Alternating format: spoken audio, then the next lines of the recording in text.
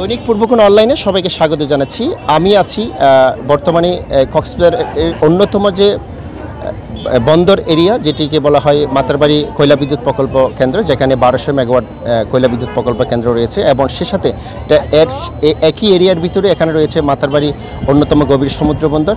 আমরা সেই এরিয়াতে যে জিনিসটা আমরা দেখতে পাই, বিশেষ করে 2 ঈদ আসতেই কিন্তু এখানে পর্যটকের যে পরিমাণ ভিড় জমে, যেটা আসলে অকল্পনীয়, যেটি আমরা জানি। আমি যে স্থানে দাঁড়িয়ে আছি এটি হচ্ছে সেই মহেশখালীর অন্যতম নদী কোহেলিয়া নদী। সেই কোহেলিয়া নদীকে সরজমিনে এসে দেখার ভিড় যে জমে পর্যটকের, সেটি দৃশ্যটা আমরা দেখতে পাই। সেই সাথে রয়েছে এখানে যখন সন্ধ্যা গড়িয়ে আসলে পর্যটকের আগমনটাই ধীরে ধীরে বাড়তেই থাকে। এখানে রয়েছে শুধু কোহেলিয়া নদী নয়, এখানে গভীর সমুদ্র বন্দর এবং পাশাপাশি রয়েছে এখানে মাতারবাড়ি কয়লা বিদ্যুৎ প্রকল্প সহ, এবং প্রকৃতি এবং প্রাকৃতিক ঘিরে যে পর্যটন স্পটগুলো ধীরে ধীরে গড়ে তুলছে, এটি হচ্ছে পর্যটকদের জন্য সবচেয়ে বেশি আকর্ষণীয় হয়ে উঠছে দিনের পর দিন।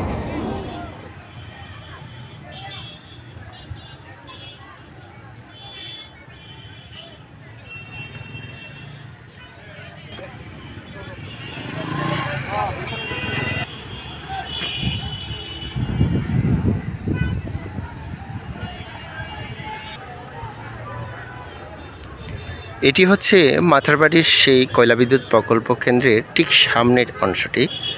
আমরা যেটি দেখতে পাচ্ছি, এটা হচ্ছে যত বেশি সন্ধ্যা গণিয়ে আসে ততই এখানে পর্যটকের সমাগম হয়।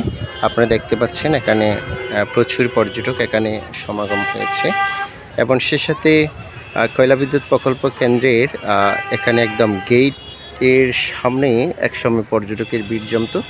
তবে কয়লা বিদ্যুৎ প্রকল্প কেন্দ্র কর্তৃপক্ষ তাদের গাড়ি চলাচলে একটু অসুবিধা হওয়ার কারণে এখানে তারা ব্যারিকেড দিয়ে যাতে এখানে তাদের প্রকল্পের কাজে যাতে কোনো বাধার সৃষ্টি না হয়, সেটি তারা এখানে সামনে একটি ব্লক দিয়ে ব্যারিকেড দিয়ে সেটি বন্ধ করে রেখেছেন। আপনারা দেখতে পাচ্ছেন আমাদের যে এই যে অংশটি যেখানে ভিডিও করছি, সেটি ছিল এক সময় কোহেলিয়া নদীর অববাহিকা ছিল। সেই কোহেলিয়া নদীরকে ঘেরেই কিন্তু এখানে গড়ে তোলা হয়েছে বাংলাদেশের অন্যতম বৃহৎ যে কয়লা বিদ্যুৎ প্রকল্প কেন্দ্র।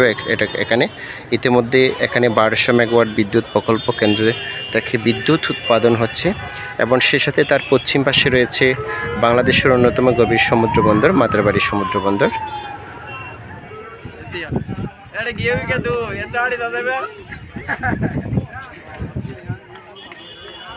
रेडी होले जाए आप